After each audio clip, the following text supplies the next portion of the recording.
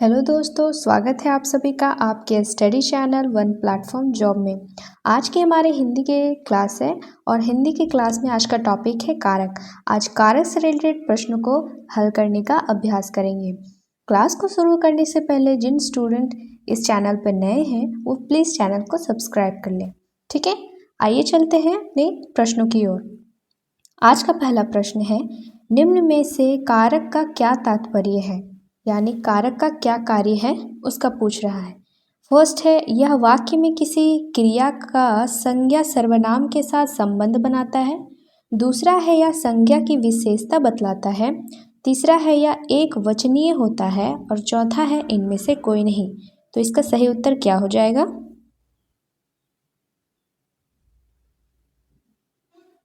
तो इसका सही आंसर हो जाएगा ऑप्शन नंबर ए। कारक क्या होता है? यह वाक्य में क्रिया का संज्ञा सर्वनाम के साथ संबंध बनाता है। ठीक है, मतलब यह वाक्य में किसी क्रिया के साथ क्रिया का संज्ञा या सर्वनाम का संबंध बनाता है, उसे कारक कहते हैं।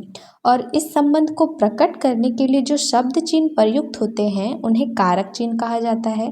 जैसे कर्ता ने, कर्म को, ये सारे कारक चिन्ह हो गए। ठीक है, आइए चलते हैं अपने अगले प्रश्न की ओर। अगला प्रश्न है, हिंदी व्याकरण में कारक के कितने भेद होते हैं? पहला है 6, दूसरा है 7, तीसरा है 8, चौथा है 10। तो इसका सही आंसर क्या हो जाएगा?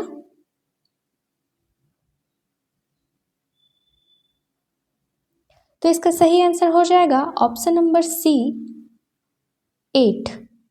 8 प्रकार के कारक के भेद होते हैं, यानी प्रकार होते हैं। कौन कौन से? कर्ता कारक, कर्म कारक, करण कारक, संप्रदान कारक, आपादान कारक, संबंध कारक, अधिकरण कारक, संबोधन कारक। कितने प्रकार के होते हैं? 8 प्रकार के। आइए चलते हैं अपने अगले प्रश्न की ओर। अगला प्रश्न है, निम्न में से कौन सा कथन सत्य है, कौन सा ट्रू है, ट्रू स्टेटमेंट है, वो पता करना है। ठीक है, पहला है, वाक्य में क्रिया या काम करने वाले को कर्ता कहा जाता है। दूसरा है, कर्ता संज्ञा और सर्वनाम होता है। तीसरा है, ए तथा बी दोनों। या डी, किसी वाक्य में केवल एक कर्ता होते हैं। तो इसका सही आंसर क्या हो जाएगा?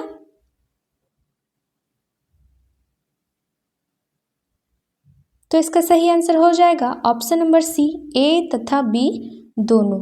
और डी में क्या है? किसी वाक्य में केवल एक कर्ता होता है, ये गलत है।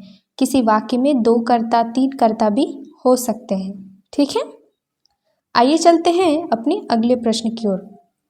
अगला प्रश्न है, शीला ने पत्र लिखा, इस वाक्य में किस कारण का प्रयोग हुआ है? किस कारक का प्रयोग हुआ है?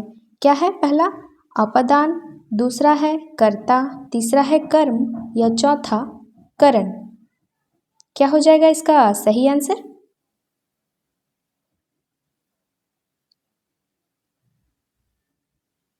तो इसका सही आंसर हो जाएगा ऑप्शन नंबर बी, कर्ता। क्यों हो जाएगा? देखिए यहाँ क्या लगा हुआ है, कौन से कारक का चिन्ह लगा हुआ है? ने। और ने किसका होता है? कर्ता ने। ठीक है, कर्ता ने, तो कर्ता का चिन्ह क्या हो जाता है? ने। ठीक है, तो इसका सही आंसर क्या हो जाएगा? Option number B. अपादान का क्या होता है? से। ठीक है, कर्म का क्या हो जाता है? को। और करण का भी क्या हो जाता है? से। ठीक है, आइए चलते हैं अपने अगले प्रश्न की ओर। अगला प्रश्न है, माँ बच्चे को दूध पिलाती है, इस वाक्य में प्रयुक्त कारक क्या है? पहला है संबंध कारक, दूसरा है कर्म कारक, तीसरा है संबोधन कारक, या चौथा संप्रदान कारक। क्या हो जाएगा इसका सही आंसर?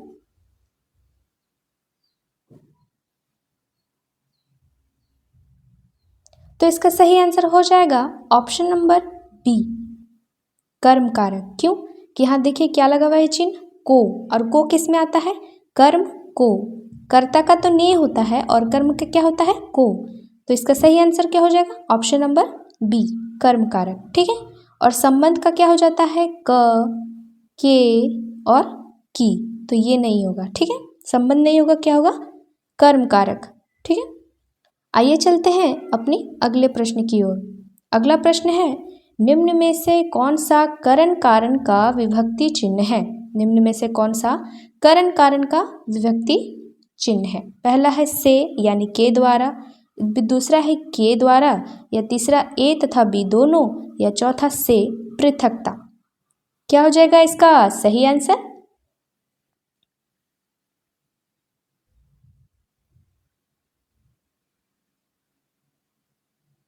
तो इसका सही आंसर हो जाएगा ऑप्शन नंबर सी, ए तथा बी दोनों।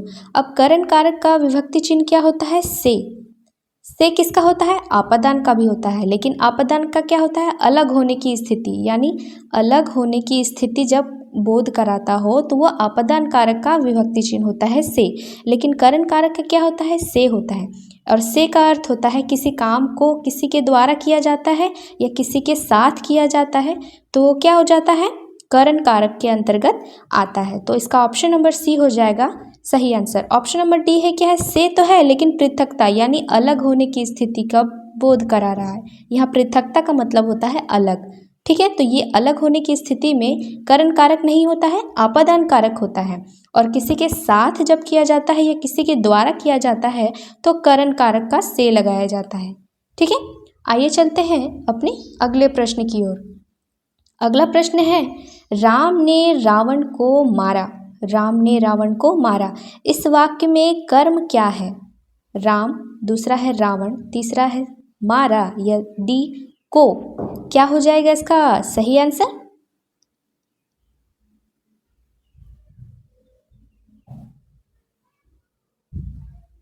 तो इसका सही आंसर हो जाएगा ऑप्शन नंबर बी, रावण। क्यों हो जाएगा? अब तो सब कोई सोच रहा होगा कि कर्म के लिए तो को लगता है तो को होना चाहिए, लेकिन आपका आंसर यहाँ पे गलत हो जाएगा। क्यों?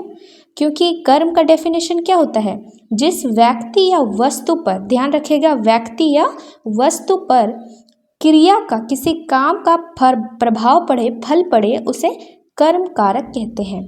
और यहाँ कर्म क्या हो जाएगा? रावण को, यहाँ पे इसका विभक्ति चिन्ह है, लेकिन इसका प्रभाव किसको पड़ रहा है? यानी राम ने किसको मारा? रावण को मारा। यानी इसका क्रिया, मारने की क्रिया किस पे डिपेंड हो रही है? रावण पे डिपेंड हो रही है। यानी कर्म इसका क्या हो जाएगा? Option number B, Ravan. ठीक है, यहाँ रावण कर्म है जिसका कारक क्या है? को। ठीक, आइए चलते हैं अपने अगले प्रश्न की ओर। अगला प्रश्न है, मोहन कलम से पत्र लिखता है, इस वाक्य में प्रयुक्त कारक क्या है? आपादान, करण, संप्रदान, या डी अधिकरण। क्या हो जाएगा इसका सही आंसर?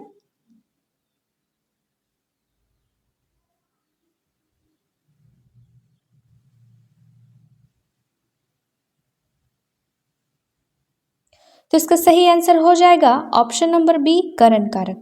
अब यहाँ ध्यान से इस वाक्य को पढ़ेंगे, मोहन कलम से पत्र लिखता है, तो यहाँ क्या लगा हुआ है? से।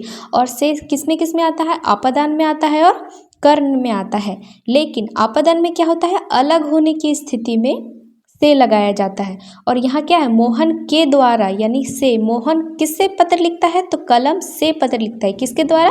कलम के द्वारा। और किसी के साथ या किसी के द्वारा जब लिखा जाता है, कुछ कार्य को किया जाता है और इसमें से का प्रयुक्त होता है, तो वो क्या होता है? करण कारक का प्रयुक्त होता है। ठीक है, आइए चलते हैं अपने अगले प्रश्न की ओर। आइए चलते हैं अपने अगले प्रश्न की ओर। अगला प्रश्न है, पिताजी पुत्र के लिए साइकिल लाएं, इस वाक्य में प्रयुक्त कारक क्या है? कर्ता कारक है, या कर्म कारक है, संप्रदान कारक है, या आपादान कारक है? तो इसका सही आंसर क्या हो जाएगा?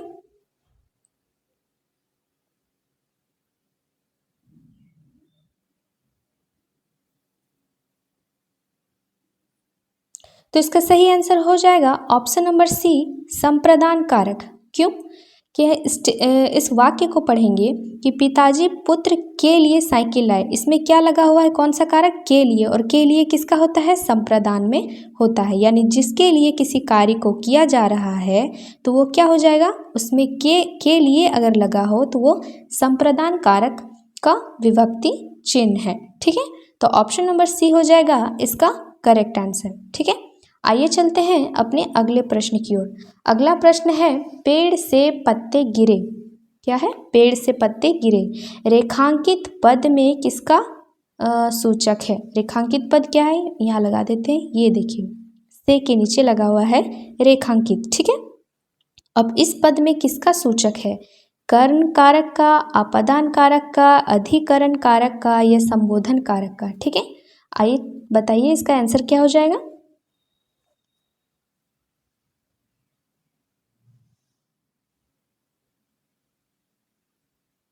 तो इसका सही आंसर हो जाएगा ऑप्शन नंबर बी, अपादान कारक, ठीक है। और जब से यहाँ लगा हो तो हम लोग किस पे ध्यान देते हैं, करण पे और अपादान पे। लेकिन करण कारक किसका हो जाता है, किसी के साथ या किसी के द्वारा किसी कार्य को किया जाता है, उसमें करण कारक का से लगता है। लेकिन अपादान क्या होता है, किसी की अलगाव की स्थिति में, अलग होने की स्थिति में, यानी पेड़ से पत्ते गिर रहे हैं, यानी पेड़ से अलग होकर पत्ते नीचे गिर रहे हैं, ठीक है। तो ये अलग होने की स्थिति है, और अलग होने की स्थिति पे अगर से लगा हो तो वो अपादान कारक पे आता है, ठीक है। आइए चलते हैं अपने अगले प्रश्न की ओर। अगला प्रश्न है, निम्न में से किस कारण का विभक्ति चिन्ह वाक्य के शब्दों के पूर्व लगते हैं, ठीक है। कौन सा हो जाएगा, कर्ता ने, संबंध का काके की, या सी का संबोधन है और अरे, या डी कर्म का को। क्या हो जाएगा इसका सही आंसर।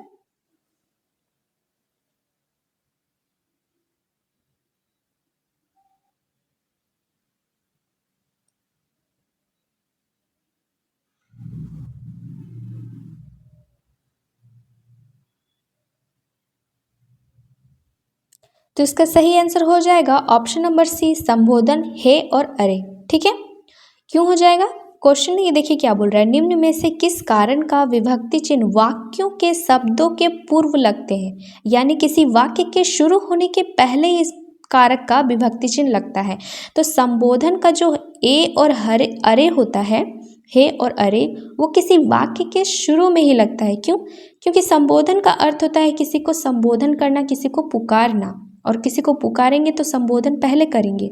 जबकि ए कर्ता का के की और कर्म का को, ये सब क्या है, वाक्य के बीच में या अंत में लगते हैं। लेकिन अगर किसी को पुकारते हैं तो इस संबोधन का कारक क्या है, पहले लगता है। जैसे अरे इधर आओ, हे राम, जैसे बोलते हैं ना हे राम, तो पहले क्या आता है हे, उसके बाद आता है संज्ञा या सर्वनाम, जो भी है वो बाद में आता है, ठीक है। तो इसका ऑप्शन नंबर सी हो जाएगा करेक्ट आंसर, यानी किसी भी कारक का विभक्ति चिन्ह वाक्य के पहले आता है तो वो क्या होता है, संबोधन। और संबोधन को पहचानने का सबसे अच्छा ट्रिक है कि किसी वर्ड के लास्ट में ऐसा चिन्ह लगा होगा, ठीक है। देखिए यहाँ लगा है, यहाँ भी लगा है, और जब भी ये दिख जाए यानी इसमें क्या लगा हुआ है, संबोधन कारक लगा हुआ है, ठीक है। आइए चलते हैं अपने अगले प्रश्न की ओर। अगला प्रश्न है, श्री राम दशरथ के पुत्र थे, इस वाक्य में प्रयुक्त कारक क्या है, संबंध कारक, कर्म कारक, अपदान कारक या डी अधिकरण कारक। क्या हो जाएगा इसका सही आंसर।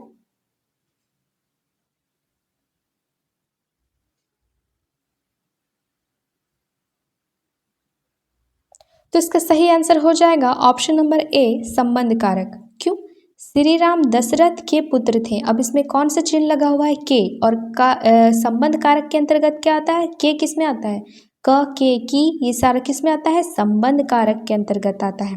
और संबंध कारक का परिभाषा क्या होता है कि किसी वाक्य में संज्ञा या सर्वनाम के साथ किसी व्यक्ति या वस्तु के संबंध का बोध कराता हो तो वो किसका हो जाएगा, संबंध कारक का के अंतर्गत आएगा। तो श्री राम दशरथ के पुत्र थे, यहाँ पे संबंध का बोध करा रहा है, यानी पुत्र किसके थे, दशरथ के, ठीक है, दशरथ के पुत्र थे। और संबंध में का के की आता है, यानी ये क्या हो जाएगा, संबंध कारक हो जाएगा।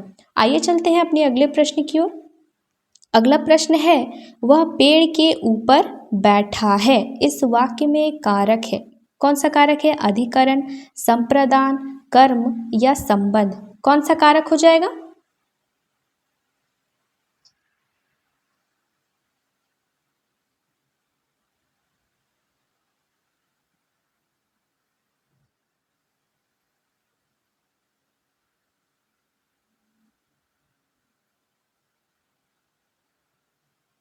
तो इसका सही आंसर हो जाएगा ऑप्शन नंबर ए, अधिकरण कारक, ठीक है। अब यहाँ बहुत लोग देखेंगे कि के लगा होता है तो संबंध क्यों नहीं होगा, क्यों नहीं होगा? पहले सेंटेंस को पूरे अच्छी तरह से पढ़िए। जैसे वह पेड़ के ऊपर बैठा है, ठीक है, पेड़ के ऊपर बैठा है, तो इसमें कोई संबंध का पता चल रहा है क्या? नहीं। अधिकरण कारक होगा ऊपर, और अधिकरण का चिन्ह क्या होता है? में और पर, इसका होता है संबंध, ठीक है, और यहाँ ऊपर लगा हुआ है। और अधिकरण की परिभाषा होती है कि संज्ञा या सर्वनाम के जिस रूप से किसी क्रिया के स्थान का बोध पता चलता हो, यानी स्थान का पता चलता हो, वो होता है अधिकरण कारक। और वह क्या है? पेड़ पे बैठा हुआ है। किस स्थान पे? पेड़ के ऊपर बैठा हुआ है, यानी पर किसका हो जाएगा? अधिकरण कारक के अंतर्गत हो जाएगा, ठीक है। आइए चलते हैं अपने अगले प्रश्न की ओर। अगला प्रश्न है, हे भगवान हम पर दया करना। इस वाक्य में प्रयुक्त कारक है क्या? कर्ता कारक, संबंध कारक, संबोधन कारक या अधिकरण कारक? क्या हो जाएगा इसका सही आंसर?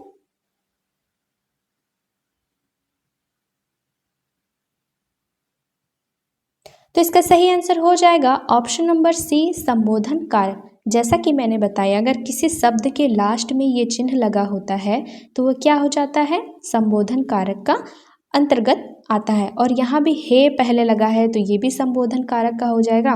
और भगवान को पुकार रहे हैं, हे भगवान हम पर दया करना, तो यानी हम किसी को संबोधन कर रहे, संबोधित कर रहे हैं या पुकारते हैं, तो किसके अंतर्गत आता है? संबोधन कारक के अंतर्गत आता है। तो इसका सही आंसर हो जाएगा ऑप्शन नंबर सी, ठीक है। आइए चलते हैं अपने अगले प्रश्न की ओर। अगला प्रश्न है, निम्न में से कौन परसर्ग है? अब परसर्ग को पहचानना है। ऑप्शन नंबर ए है ने, को, से। ऑप्शन नंबर बी है के लिए या को। ऑप्शन नंबर सी है में, पर, हे, अरे, या ऑप्शन नंबर डी है उपरोक्त सभी। क्या हो जाएगा इसका सही आंसर?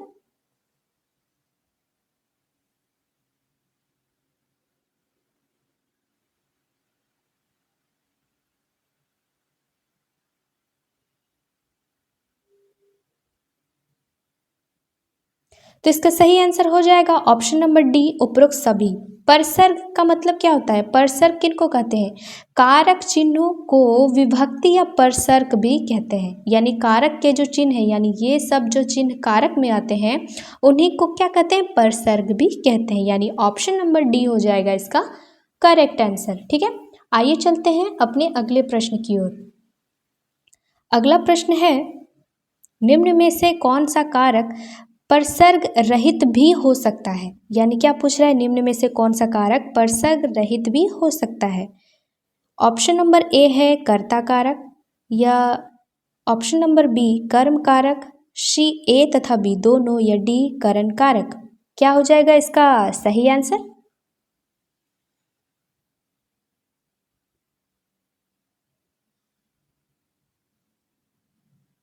तो इसका सही आंसर हो जाएगा ऑप्शन नंबर सी, ए तथा बी दोनों, यानी कर्ता और कर्म दोनों क्या है? परसर्ग रहित, यानी कि कारक के विभक्ति चिन्हों के रहित भी हो सकते हैं। एग्जाम्पल के लिए ले सकते हैं, जैसे मीरा नृत्य कर रही है, तो मीरा नृत्य कर रही है यानी कर्ता भी है और कर्म भी है, लेकिन कोई भी विभक्ति चिन्ह नहीं लगा, तो ये क्या हो जाएगा? ए तथा बी, यानी कर्म और कर्ता जो है वो बिना परसर्ग के भी इस्तेमाल किए जा सकते हैं, ठीक है। आइए चलते हैं अपने अगले प्रश्न की ओर। अगला प्रश्न है, विवेक ने डाल से फूल तोड़ा। इस वाक्य में किस कारक का प्रयोग हुआ है? पहला है कर्ता कारक, दूसरा है करण कारक, तीसरा है अपादान कारक, या चौथा अधिकरण कारक। क्या हो जाएगा इसका सही आंसर?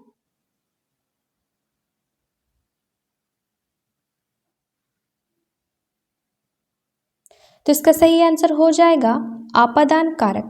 अब बहुत लोग यहाँ ने देखेंगे तो बोलेंगे कर्ता क्यों नहीं होगा, तो पूरा सेंटेंस को पढ़िए कि विवेक ने डाल से फूल को तोड़ा, यानी विवेक के द्वारा क्या किया जा रहा है? फूल को तोड़ा जा रहा है। किससे? डाल से, यानी अलग होने की स्थिति को दर्शाया जा रहा है।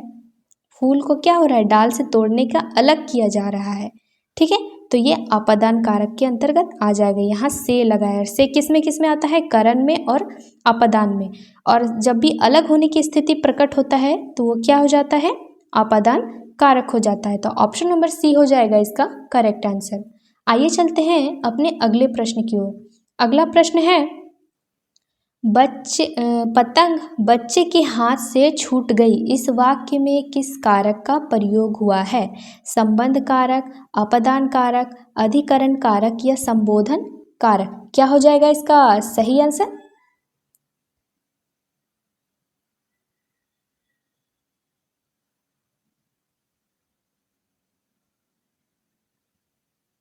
तो इसका सही आंसर हो जाएगा अधिकरण कारक। जैसे कि यहाँ के है, अब का के की किस में आता है? संबंध में आता है, लेकिन आप संबंध मारेंगे तो ये गलत हो जाएगा। क्यों? पूरा सेंटेंस पढ़ना है कि बच्चे के हाथ से पतंग छूट गई, यानी बच्चे क्या उड़ा रहे थे? पतंग उड़ा रहे थे, और उनके हाथ से क्या है? छूट गई पतंग, यानी बच्चों के हाथ से पतंग अलग होके छूट गई। और फिर से अलग होने की जब भी स्थिति बतलाए और से लगा हो तो वो किस में आता है? अधिकरण कारक के अंतर्गत आता है। ठीक है, आइए चलते हैं अपने अगले प्रश्न की ओर। अगला प्रश्न है कवि का करण कारक रूप क्या होगा? यानी कवि है, उसका करण कारक में अगर बदलेंगे तो क्या हो जाएगा? कवि से, कवि के द्वारा, ए तथा बी दोनों, या डी कवि से। ठीक है, यहाँ कवि से और कवि से 2 बार रिपीट हो गया है। ठीक है, आइए इसका सही आंसर क्या हो जाएगा?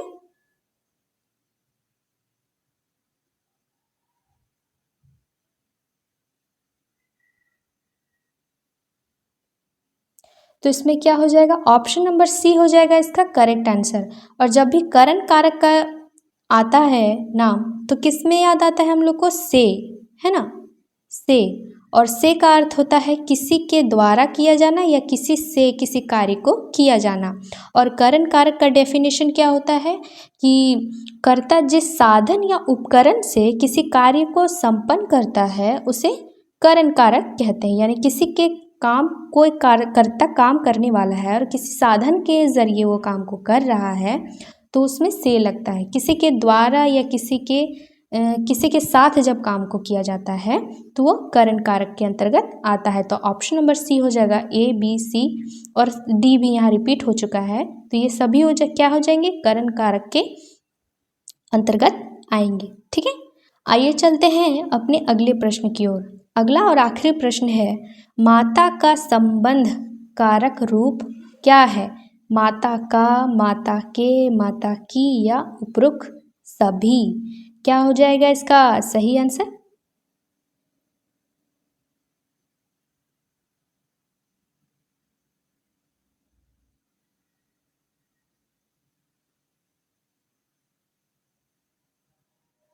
तो इसका सही आंसर हो जाएगा ऑप्शन नंबर डी, उपरोक्त सभी।